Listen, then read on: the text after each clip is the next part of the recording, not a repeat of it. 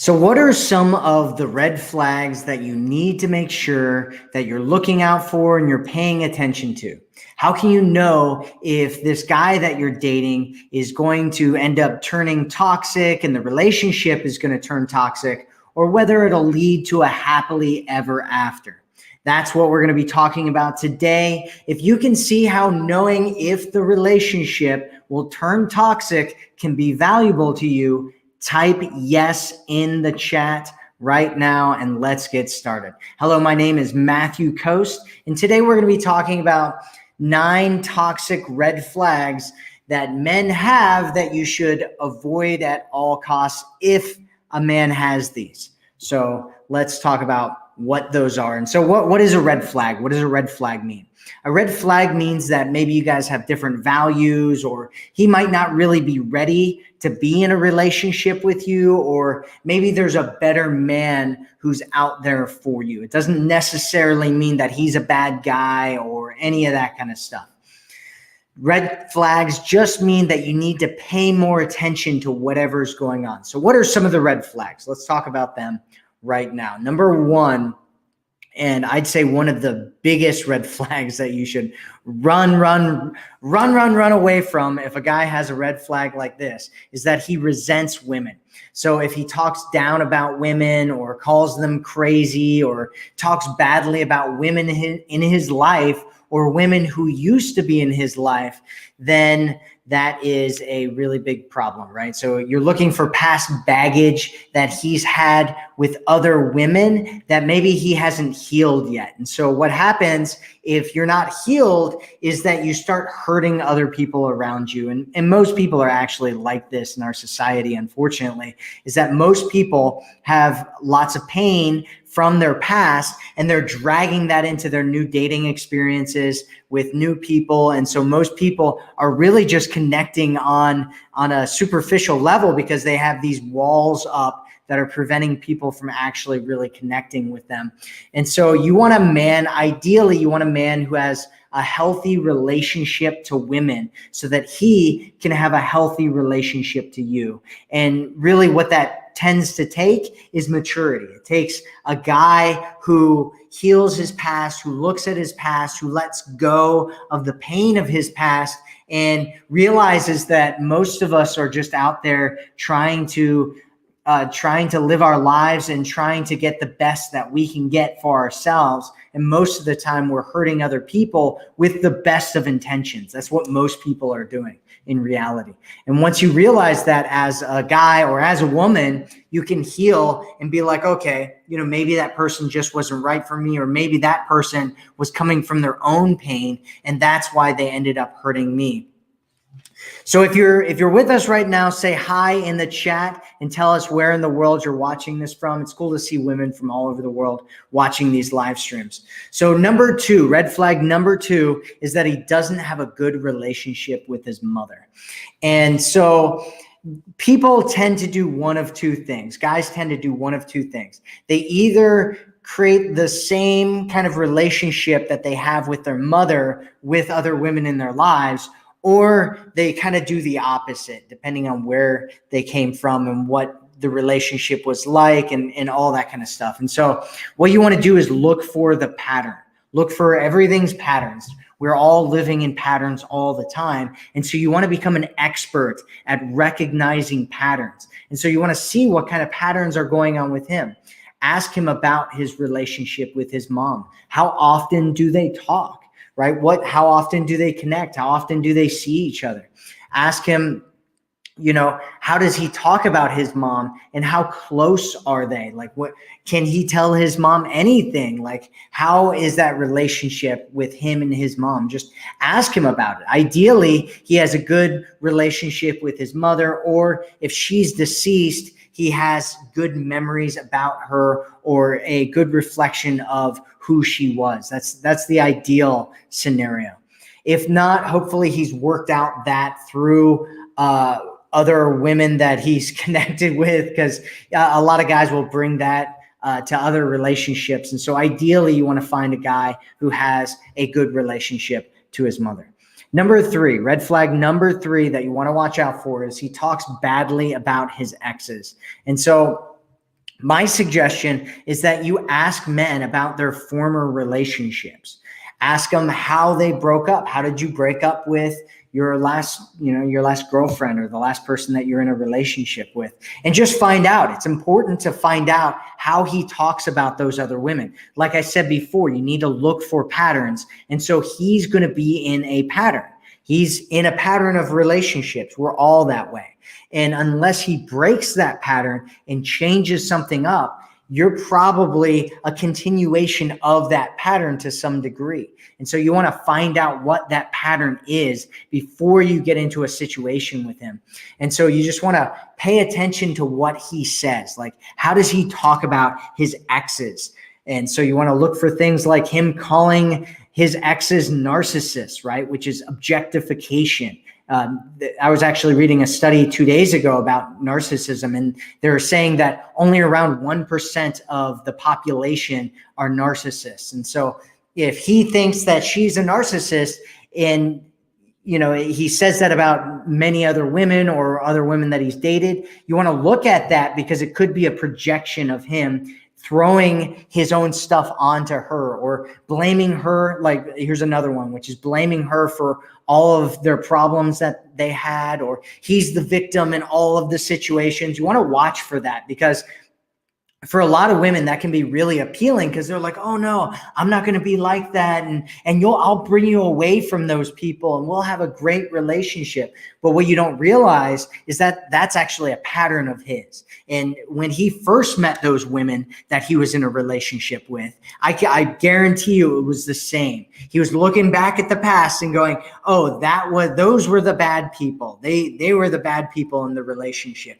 But now we're together and it's all going to be okay. And eventually she became the objectified, demonized monster. And he has to get away from her with another woman and another woman. And you're part of that down the line. And so you don't want to have that. Ideally, he speaks well of his exes and says that they grew apart from each other, or maybe their values weren't really in alignment or something, or that they just weren't right for each other. That's the ideal scenario, is that he talks well about them and that they just weren't right for each other for some reason, or they grew apart or something like that. That's the ideal scenario.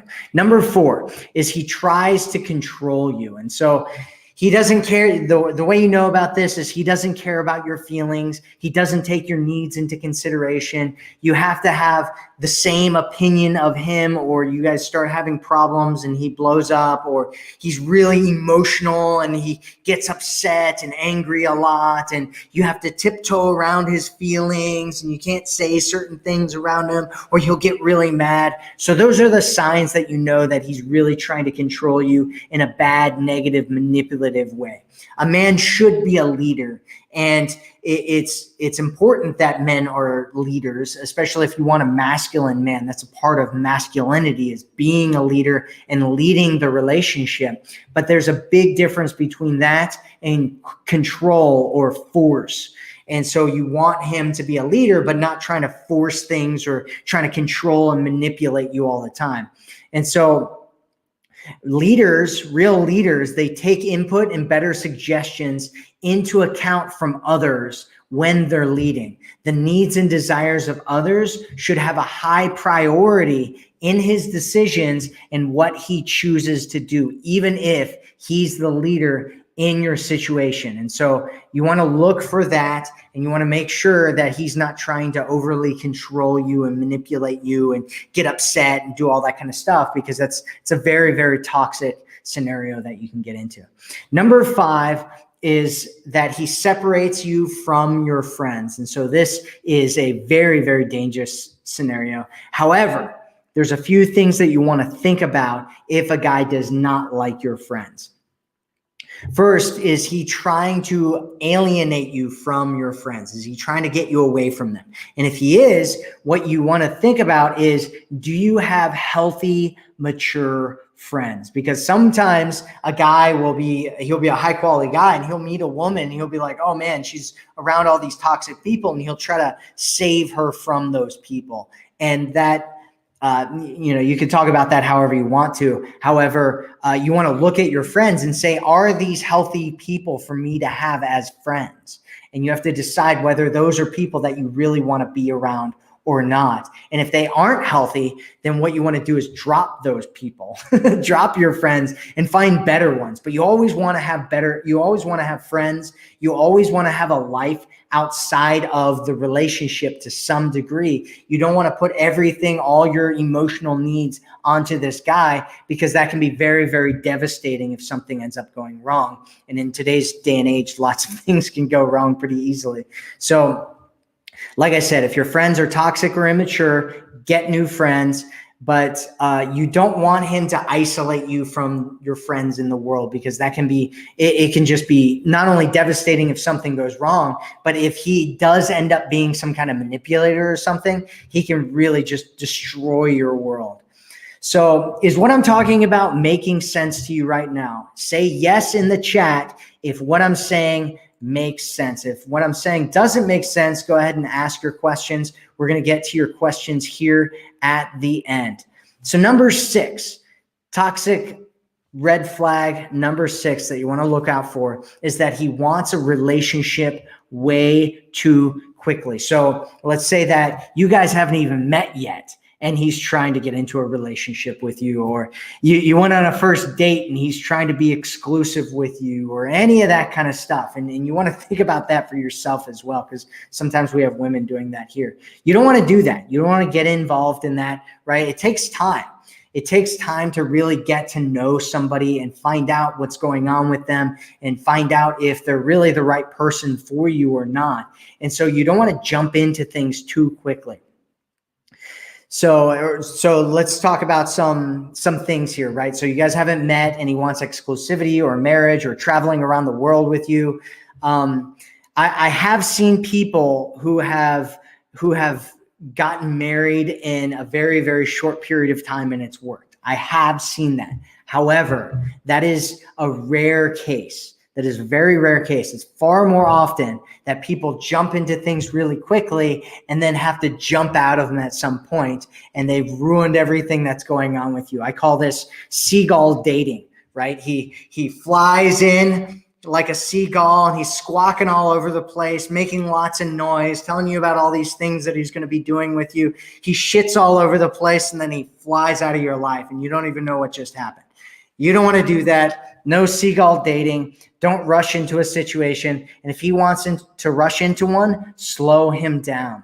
It could be a rebound. It could be that he's hiding things. It could be that he's deeply insecure. He could be idolizing you. This is a huge one. Lots of guys will idolize you. All of them are bad. And you want to push things back and slow things down a little bit and let them unfold naturally. Number 7 is too hot and cold.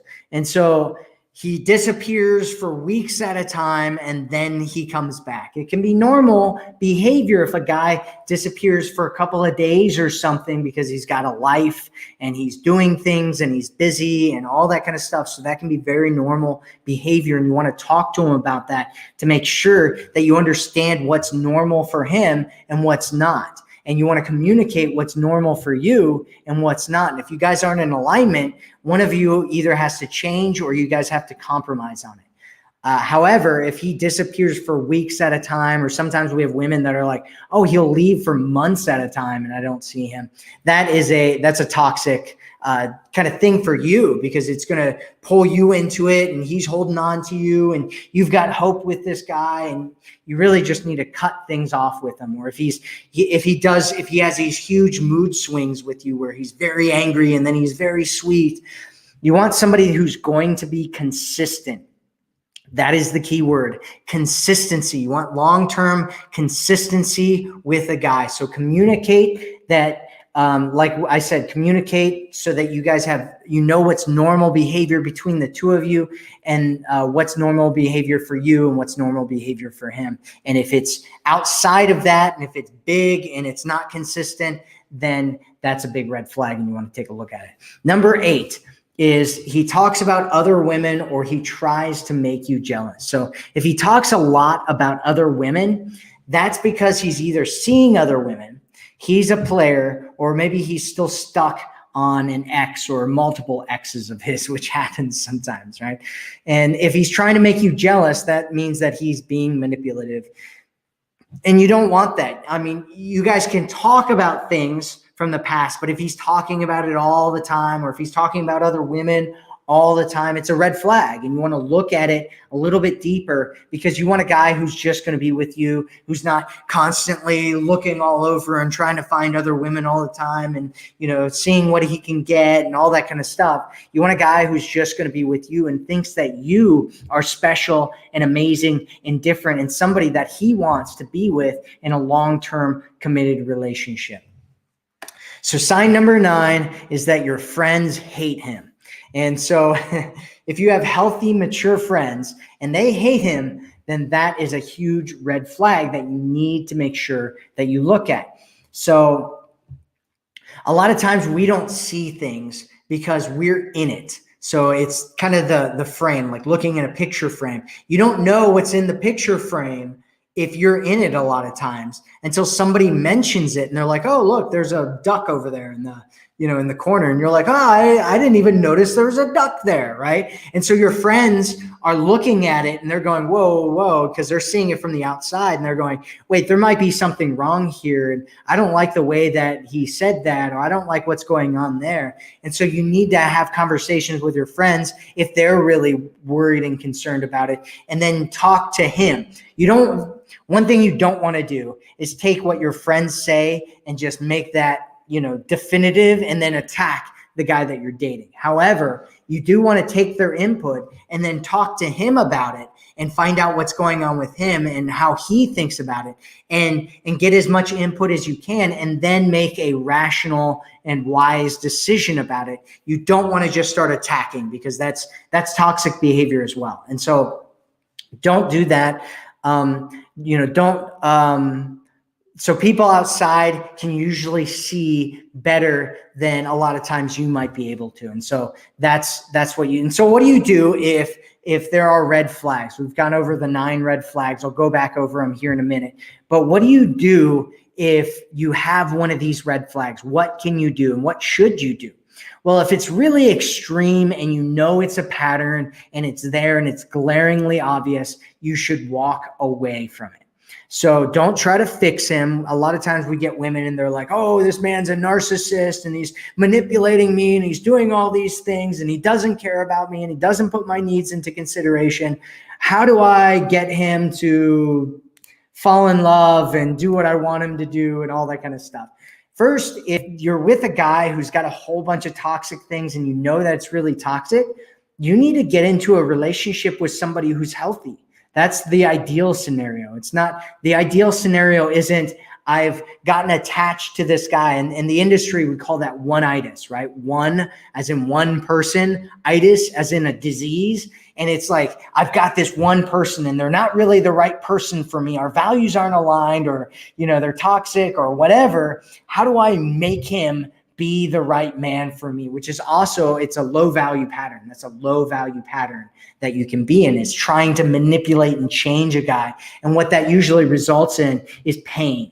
Lots of pain for both of you, because he doesn't feel like he's being loved and you're trying to manipulate him. And so he gets resentful and it turns into this big cycle of pain until it explodes in both of your faces. And so don't do that. Don't try to manipulate him or get back at him. Those are low value patterns. If it's mild, if the red flag is just mild, what you want to do is look for patterns and make sure that you're setting boundaries so that you're setting things up in the right way with him. And if it's a one-time occurrence, make sure that you're using both your head and your heart. Too many women, like I said, get attached to a guy and then it's like, I'm attached to this man. How do I make him the right man for me? Don't do that. Make sure that you're coming from a really healthy and powerful and strong place. That way you're not feeling desperate to get to, your one-itis kicks in and you get desperate about this one guy who's not the right guy for you. So don't do those things. All right, I'm going to go back over the 9 again. If you have any questions, make sure you throw them in the chat and I will get to the questions here in just 1 second. So the red flags are: he resents women. He doesn't have a good relationship with his mom. He talks badly about his exes. He tries to control you. He separates you from your friends and totally isolates you. He wants a relationship way too quickly. He's hot and cold. Number 8 is he talks about other women or tries to make you jealous. And number 9 is that your friends just absolutely hate him. So what kinds of questions and stuff do we have in the chat? Hello, everybody who's here. Hello. Anna says, why are some men so impulsive?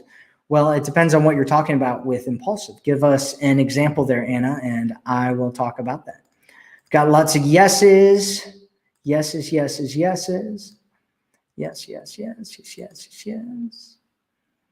Hello. Who has a question here? Who's got some questions for us?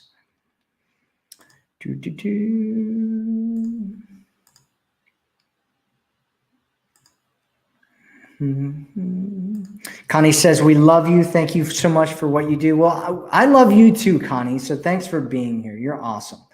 Thank you so much. Thank you so much. Thank you. Alexandra said, that's why I am raising a good boy. That's what you need to do. Raise a good boy. So Shayla says, what if he hasn't been in a long relationship before? The guy I'm seeing said last night, his longest relationship was only a few months long. He's 40 years old. How big of a red flag is this? He seems very sweet and says he really cares for me. So Shayla, we're going back to the patterns thing. So remember, everything I talk about, I'm talking about these different patterns that everybody has in their life. And so when you look at him, he's got patterns of things that he's doing. You can ask him why he hasn't been in a long relationship and he's 40 years old. However, if he's 40 years old and he hasn't been married, he hasn't been in a long relationship, he's in a pattern that he's been stuck in for a very, very long time. And so the likelihood that he's going to break that pattern anytime in the near future is really, really low. And so what's going to happen here is there's something that's going to come up. It's going to be something within a couple of months, and it's going to become this thing where he either just completely disappears on you, or all of a sudden he can't be in the relationship anymore. And that's probably what's going to happen. My suggestion for you is that you actually talk to him about it and ask him about what's going on with him and what has happened in his previous relationships, like I was talking about before, because you'll get a very clear indication about what's going to end up happening with you and him if you guys end up dating and you think that you're getting into a relationship with him. But just realize that he doesn't get into relationships. That's his pattern. And that's what he's been doing his whole life. And so unless something changes, unless he breaks that pattern and changes something with you, that's the situation that he's going to be in. And the question is, why is he doing that? And it could be a whole bunch of different reasons. And my suggestion is that you don't try to change him. Just let that be something that you know about with him. If you decide that you want to continue dating him and see if he's going to try to pursue something more with you and all that kind of stuff, but don't put all your eggs in that basket of him being in a relationship with you if you know that that's what ends up happening. Jennifer says, hello from Utah. Thank you for giving us insight into the man's mind. You are welcome. You are welcome. Rosaline says, hi from Ireland. Why do they just leave and never contact you like you don't exist? Because it's more difficult to break up with somebody than it is to just walk away. And they've actually done studies on this. There's a term for it. It's called ghosting. They disappear and they never ever talk to you again. And women actually do it more than men do. However, men do it a lot as well. And in the culture that we have right now, it's become completely normalized. Women in our community talk about doing it with guys, and it's pretty normal for most people to do. And so my suggestion is that you build abundance, because if you have one-itis, right? You've got that one-itis and you're stuck on one dude you've got all your eggs in one basket, you're not building your connection in other places, and a guy disappears on you like that, it can be completely devastating. And so you want to make sure that you're spreading your connection, where you're getting your needs met from multiple different sources, and it's not all from this one guy. That way it doesn't completely devastate you when he does ghost you, because if you're in the dating world right now, you're going to end up getting ghosted by people. That just, whether you're a man or a woman, right now in the dating world, that is the normal thing to do, is to ghost people. Put as little effort in as humanly possible and just disappear. And that's what a lot of people do. And so you have to be prepared for that and make sure that it doesn't devastate you and it doesn't hurt you, and it just glides off your shoulder. And so you don't want to put all your eggs in one basket. You don't want to get overly invested or overly attached to any one man until you're in a real relationship with him. And that's what a lot of the stuff that I talk about, my whole program, the Forever Woman program, Rosaline, is designed for this, right? It's designed to trigger men. My program's designed to trigger all the toxic things and crazy things that are going on with men and open things up so that you see what's actually going on there. And then you get to decide whether he's really the right guy for you or not. So, Truth I Seek says, I've always attracted psychos in the past. Yeah, that's something that you want to stop affirming, Truth I Seek, because that if you affirm that and you start talking about that, you start telling everybody about that, what you're telling everybody is that that's what you do, is you get into relationships with psychos. And so you want to stop talking like that. Stop using that kind of language. Stop talking about your exes as psychos, right? Because that's red flags. That's a big red flag. If you were talking to a guy and a guy told you that all of his exes were psychos, that's a big red flag that you want to look at and go, oh, okay, I see what kind of situations you get into. I see what kind of relationships you get into. I see who you allow into your life. And so you don't want to talk like that. Just stop talking like that completely. Instead, start shifting the way that you see men, start shifting what it is, what kind of situations you get into, and start changing the way that you connect with men and the types of men that you get into relationships with.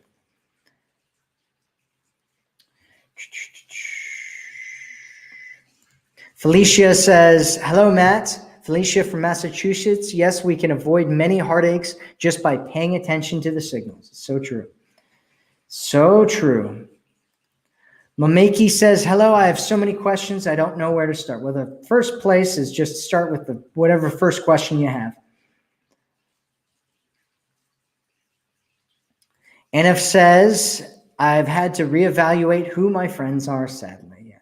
It's important, because who your friends are, your friends, everything around you, everything you allow into your life starts impacting you, and it changes the way that you feel about yourself.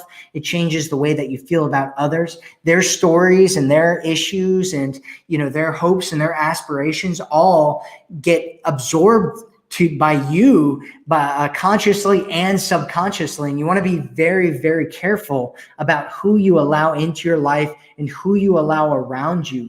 Otherwise, you can just pull in all kinds of toxic things that will end up making you toxic just by association.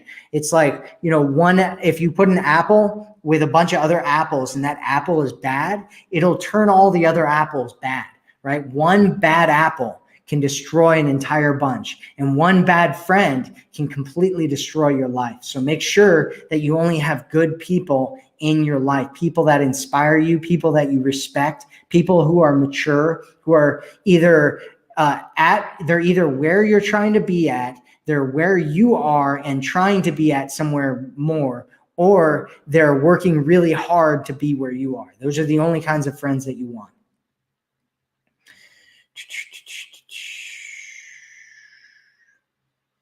Alina says, hi, Matt, don't sing today, please. I'm going to sing all night long. You don't want me to sing. I'm going to sing. Okay, I'm going to stop that. Okay, so Sarah says, hi, Matt, watching from California. Thank you so much for sharing your knowledge and insights about learning to be successful as a couple. Yes, you make sense. Thank you. I appreciate that. I appreciate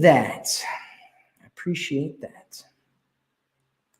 Jasmine says, I've never felt enough for him. My intuition says his heart wants women who fit his beauty standards. Well, you definitely shouldn't try to be enough for a man. That is definitely not the direction that you want to go. Instead, you just want to connect with him and see how he treats you and give him space. And I was talking about this yesterday. I was doing a live stream with Helena Hart.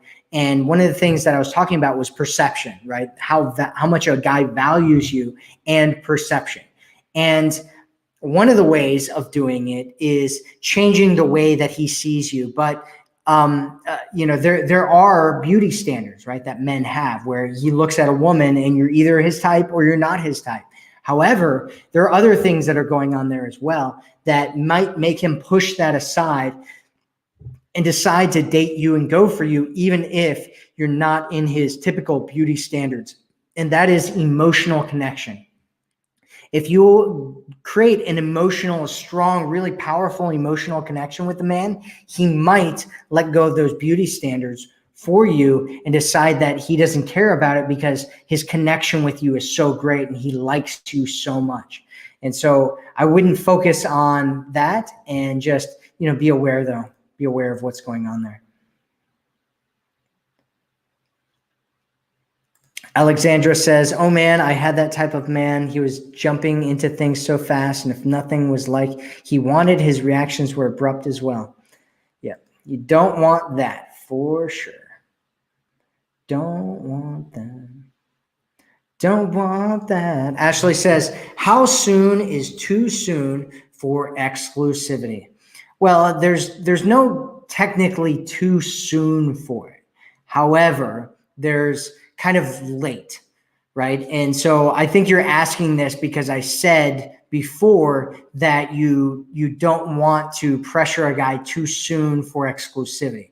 And so you don't want to do it like before the first date. You don't want to do it on the first date. You don't want to do it. My suggestion is that you wait a while and date multiple people, right? If you're using my program, the Forever Woman, that you can get at theforeverwomanformula.com, if you're using that program, then what you should be doing is dating multiple people. And what you should be doing is waiting and allowing these men to come up and try to choose you. And my suggestion is that you don't sleep with any of these men. Don't sleep with any of them. However, let them prove to you that they're the right person for you. And then when they're doing that, just, my suggestion is that you before you sleep with a guy, that you get exclusivity with him. And it's not a big deal because a lot of women will complain. They're like, oh, well, Matt, what if we get exclusive and then I decide that the sex was really bad and so we don't want to be, I don't want to be with him anymore. Well, you're going to break up with him either way, right? And before maybe you're going to ghost him, but now you actually should break up with him, right? Because you actually had an agreement with him. However, it's better to have that agreement with him than to not have the agreement with him and then wish you had that agreement with him later, right? And then you talk to him about it and he doesn't want to have that agreement with you, but you've already gotten so deep with him and you're attached and all this stuff happened because you've been sleeping together and your oxytocin starts flowing. Next thing you know, you're really into the guy and you wish that before you would have asked for exclusivity. And my suggestion is that you don't ask for exclusivity because it's kind of a trap, really. It's a trap. Don't get stuck in it. And instead, what you want to do is make sure that you're getting into a real committed relationship with a guy. That's the best scenario. The best scenario is to be in a committed relationship before having sex. However, if you're not into that and you're just like, hey, whatever, we're going to let the chips fall where they may and we'll see what happens. Then at the very least, you want to have exclusivity before right before you sleep together. Make that agreement before you sleep together. And if he doesn't want to make that agreement, then don't sleep with him. That's my suggestion.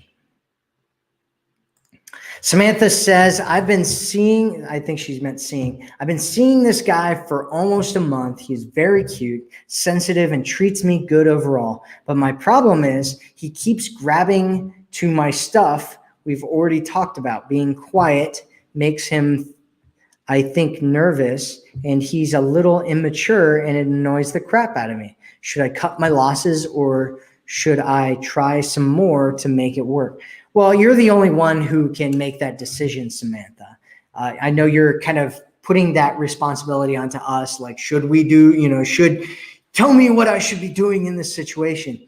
Well, you're the only one who can really make that decision. You have to decide whether the patterns that this guy has and that this man is in, are those going to lead you to the relationship that you want, or will they not lead you to the relationship that you want? If they will lead you to the relationship you want, then you should give it another try. If they aren't going to lead you to the relationship that you want, which it sounds like it's not, right? It sounds like what you're talking about here is trying to, make it work, right? You're like, I got to make this work. And whenever you're talking about trying to make something work, that's always a red flag for yourself in your own mind, where you should look at it and go, okay, well, what do I need to do in order to make this work? Do I need to change this man? Do I need to be different? What needs to happen here in order to make this work? If what needs to happen in order to make this work is making this guy more mature and getting him to let go of things and, doing all that kind of stuff, it's unlikely that he's going to do any of that stuff, at least long term. And if he does do some of that stuff, he'll probably end up hiding the rest of it and secretly doing it. And then it's probably going to end up blowing up in your face. And so instead, what you want to do is like what I was talking about before, where you kind of build this orbit of men and you let them come in and try to create the relationship, show them the promised land, right? Shine a light on what kind of a relationship you want to have, and then let them lead you to that. And if they don't lead you to that, then you don't get attached to any of them. That's what you want to do. That's what you want to do. Melina says, hi, after he divorced for 40 years, he didn't remarry. He dated a lot of women, but never remarried. I've dated him for 4 months. Will he ever get married? I asked what he's looking for. He said, wife. What is going on? Well, usually around the 6 to 8 month mark, men know definitively for a fact, they've actually done studies on this, and they found that around 99% of men know for a fact by the 6 to 8 month mark what kind of a relationship they want to have with you. And so my suggestion is that you don't overly get attached to anything until you've hit those marks. Because once you hit those marks, you can talk to him and he'll know, and he'll either hide it or he'll be real about it and he'll start talking about it with you. And so if you're hitting those marks, and which you aren't yet, right? You're at 4 months, which is you're just 1 month into actually getting to know the real each other, right? It takes about 3 months before people start letting their guards down and start opening up to each other and all that kind of stuff. And then there's a couple more months where 3 more months, right? Where you start really starting to figure out, like, is this the right person? Is this not the right person? And by that, if you don't want to go past a year with a guy who isn't looking to get married with you. That's my suggestion. Never pass a year with a guy who isn't sure about whether he wants to get married with you or not. If you get to that 1 year point, you want to just drop it all and walk off, which is why I talk about dating multiple people at a time and all that kind of stuff, because he needs to prove to you that he's really looking for what it is that you're looking for. And if you're just dating this one dude and you're trying to make it all work with this one guy, it can be a total nightmare for you if you end up finding out he's not. It does sound like he's looking like he wants to get married again. And you want to find out what patterns he's in. How long has it been since he got divorced, right? And, has he healed from that or whatever, right? And so that's really what you want to be looking at. That's what you want to be looking at there. I hope that answered your question there, Melina.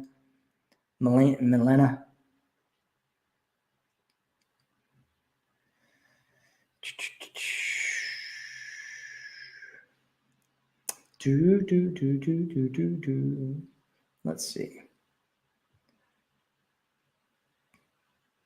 Victoria says, I met a guy with 2 kids. How do I keep in contact with him without being too needy? Well, you just talk to him. You have conversations with him. You send him text messages. I mean, it's not really difficult. What's needy isn't reaching out, right? Staying in contact with a man isn't needy. Finding out what it is that's normal for him is what you want to start off with, right? You want to find out like what's normal communication behavior for him in a dating scenario. If you're dating somebody, what's normal? And then you want to communicate what's normal for you. That way you see if there's a mismatch. If there's a match, that's great. It's going to feel like it really clicks and it's going to be really easy. If there's a mismatch, for instance, let's say that he feels like he only needs to talk to you when you're dating once every 3 days, and you feel like you need to talk every single day, right? Both of those are normal. Those are totally normal behaviors that different people have in the dating world. And so you want to figure out where he is, and then you want to figure out where you are, and then you want to match them and say, which one, do I need to change, or does he need to change, or do we need to make a compromise? Is this even going to work?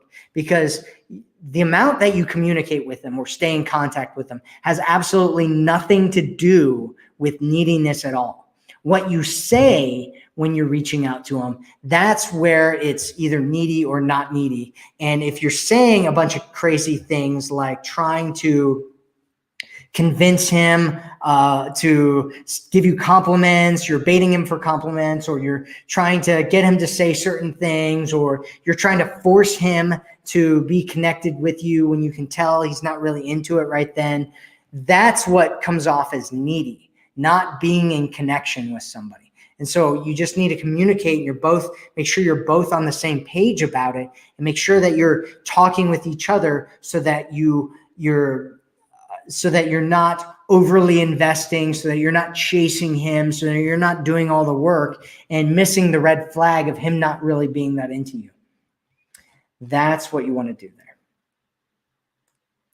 So let's see. Let me see. What do I have?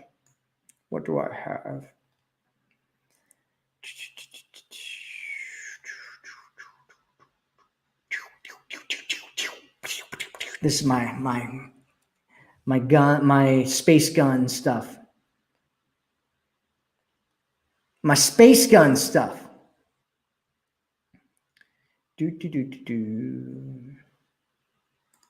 So Kathy says, why would a man be all about you? All the boxes of likes, interests, even the physical are matches are there.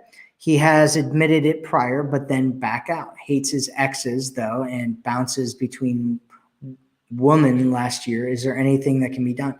Well, he's in a pattern, right? Like we were talking about earlier, Kathy. He is in a pattern right now. And his pattern is that he has he's stuck on his exes, right? That's what's going on right now. He's stuck on them, and he's got some issues going on there. And so he goes back to, get his emotional needs because it's comfortable in these different scenarios, and he's hurt. He's got issues internally. He's got issues with his heart that he hasn't healed yet. And so he's got these walls. Is there something that can be done? Yeah. And most of it has to do with him healing himself. That's what he needs to do, which is why we talk about dating in abundance and having an abundance of men. That way you're not putting everything on this guy who, has, right. He's perfect on paper, but in reality, he's not perfect, because he's got these issues that keep him from actually being in a real relationship. And so my suggestion is that you keep dating around. If he wants to get his act together and be with you, then he can prove that to you. That's what you want. The scenario that you want to be in is a scenario where men are qualifying themselves to be with you. They're proving to you that they're the right men to be with you. And you don't want to be in a scenario that involves you trying to have something be done about a guy who has a major red flag that's waving in your face, right? So that's not the scenario that you want to be in. And so you need to, my suggestion is that you follow my system at the Forever Woman Formula. Get it at theforeverwomanformula.com. You can get the program for free there. If you want to stay a part of our community, you can sign up and you can stay a part of it. There's a monthly fee on it, but you get free coaching for 2 weeks. You get my program for free. You get to keep it for free, all that kind of stuff. So check it out. My suggestion, theforeverwomanformula.com. That's what you should be doing in the meantime.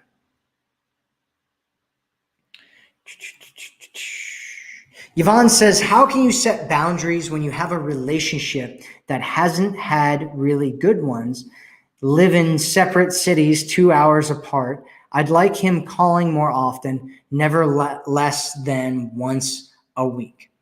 So what you're talking about here is not setting boundaries, but what you're talking about is communication blueprint, right? Which is what I was talking about earlier with some of the other women, where you're figuring out what's normal for you and what's normal for him and what you want. And if you're in a long distance relationship, I have an entire program, Yvonne, about long distance relationships, which I suggest that you get. It's called Long Distance Allure. You can get it at commitmentconnection.com/LDR or /long-distance-allure. And basically what you want to do is set up some times where you have some times where you actually talk to each other, and make sure that you have at least once a week a time where you guys sit down and video chat and talk to each other about your weeks or whatever's going on, so that you can stay in communication. If you guys aren't doing that, I question whether you're actually in a real relationship or not, right? If you're not talking at least once a week, I mean, come on, right? Like who doesn't talk at least once a week? I mean, if he's not talking to you at least once a week, there's something going on in his life that's a major priority that's either pulling him away, or two, he's just not that into you and he's just giving you breadcrumbs and stringing you along. Those are the two realistic scenarios that you guys have there, Yvonne. Sorry to say that, but that's the reality. Pemby says, I love how you nail the facts about the red flags, as my guy has a lot of those, only I have children with him now and I've distanced myself. He's really changed and turned 90% around for the better. Well, that's always good to hear when people turn things around for the better. That's always awesome to hear. Valmont says, I notice you're getting people from non-Western Anglo-Saxon cultures, which is a good sign. So I hope you keep the social, cultural context of your advice into account. I do actually. Most of what I actually talk about is psychology. There are some things that I talk about that are different in different cultures, right? So some people, for instance, they have like arranged marriages and stuff like that, or something's different, right? There's cultural differences that people have with dating and relationships. There's some countries where if you're dating somebody, you're exclusive, and that's just normal behavior in that country. And there's also some countries where women are expected to approach men, and that's how things work, especially in some of the Western North European countries.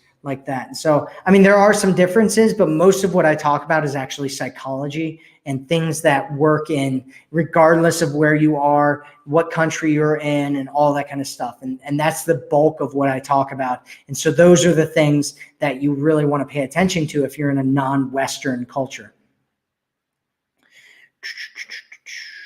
Absolutely. Doreen says, can you break the pattern if he cheated on his first wife? Well, Doreen, it's not your pattern to break. It's his pattern to break. And so the question is he going to break his pattern? And you have to remember, a pattern is a long-term thing. And so the question is, how many times did he cheat on his ex-wife? And is that a normal thing for him? And it's likely that that's what's going to end up happening with you. However, it's possible that it might not, depending on how the relationship was that they had between the two of them. Because what sometimes happens is that people, they aren't in a cheating pattern, but they're in a relationship where they're not getting their needs met anymore. And their actual pattern is that they go somewhere else to get those needs met instead of working things through in the relationship. That's usually what happens when people cheat on each other. And so you want to look at that, but at the same time, you know, it's not your pattern to break. It's his pattern to break, and you're not going to break it for him. And so you want to get that out of your mind and realize that he's the one that's going to have to break the pattern. And most people don't really have the skill set to help a guy through that. And so he's either going to have to do it himself and work through it himself, because it's going to come up at some point. There's something that triggers it in him. And so the question is, what is it that triggers that in him? And when that comes up again, what's he going to do? And so there's something in the last relationship. It probably had something to do with either a lack of intimacy, or the number one reason that men actually cheat on their wives is because of a lack of passion or excitement or variety in the relationship. And so that excitement, passion, and variety is kind of one thing. And if he's not experiencing that with you at some point, it's likely that he's going to start looking around to other women to find that, or other places to find that. And so he's chosen, instead of finding it in, you know, doing some kind of sport or something like that, he's chosen to find it with another woman in his past. He's chosen to break the vows of his marriage and do something with another woman, instead of talking to his wife and being like, okay, well, if we're not going to have any passion, or there's not going to be any intimacy, then we're going to get a divorce. Instead of doing that, he's gone outside his marriage and found it in another person. And so that's what you have to remember about his pattern of what he's done in the past. And my guess is that he's probably done that before that as well.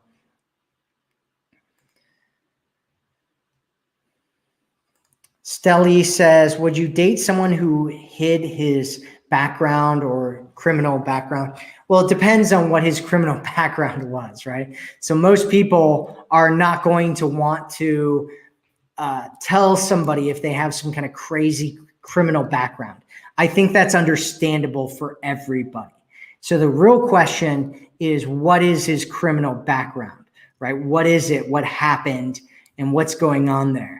And if it's a thing where he's a shoplifter or something, you're going to have to deal with that. If it's something where he got DUIs, right?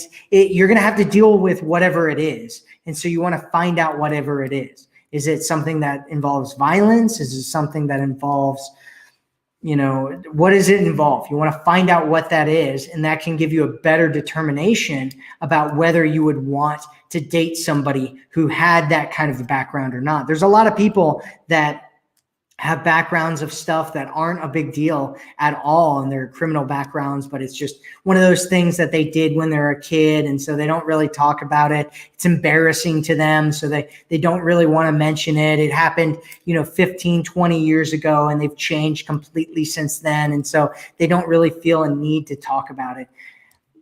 However, it could be something that's recent or very bad. And so you want to look at what that is, make sure that you're getting yourself into a healthy situation and not something that's completely crazy.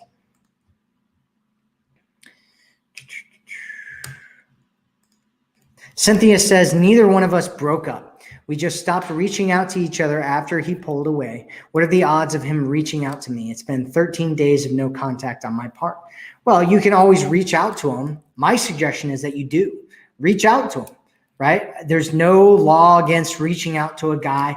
We had a woman in our community yesterday who was talking about how she has been leaning back, right? She's been leaning back, and she was talking about how she's watched all my videos, which I think she might have skipped the one on leaning back, because I have 2 videos on leaning back, because I talk about how you need to initiate contact sometimes too, because people want to build relationships together. They don't want to build relationships by themselves. He wants to know that you're into him. He wants to know that you're interested. And so my suggestion is that you reach out to him. It's been almost 2 weeks now. You can reach out to him and just be like, hey, what's going on? And have a conversation with him.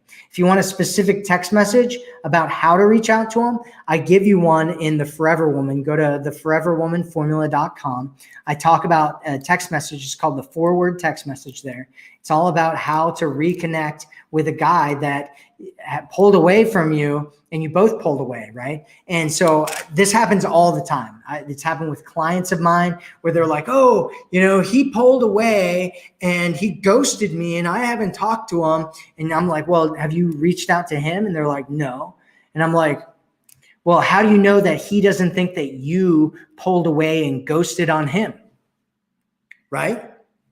And a lot of times I'll have them send out that forward text message, or I've got some other text messages that they can send as well. There's a hey stranger text message that I have, and you send out that text message to them, and the guy's like, hey, it's good to hear from you. I'm so glad that you wanted to talk. And I'll have them talk to him about it. And a lot of times the guy was like, oh, I thought you weren't really that into me. I thought that you ghosted me, all that kind of stuff. And then what they realize is that they've been leaning so far back that they end up falling out of their chair. And you don't want to lean so far back that the guy thinks that you're not into him.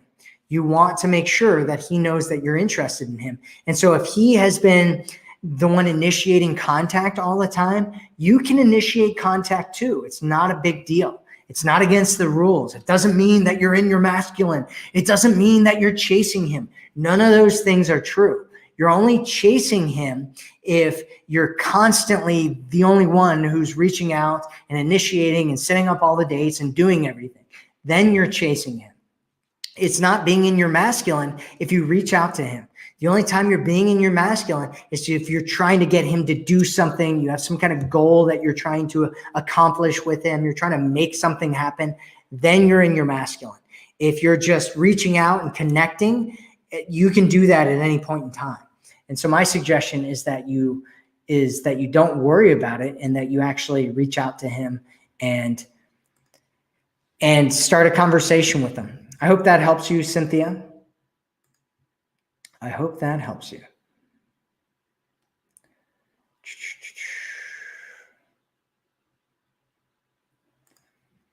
No Love says, should a partner love their partner more than others, like family, like friends and family? Well, you have to realize that if he has friends and family that he's had for a long, long time, he's probably going to have really strong emotional ties and connections to those people. You're somebody new. And so, even if you've been with him for 3 months, 6 months, a year, that you're still somewhat new in his world of human beings that are in relation to him. And so, should he love you more?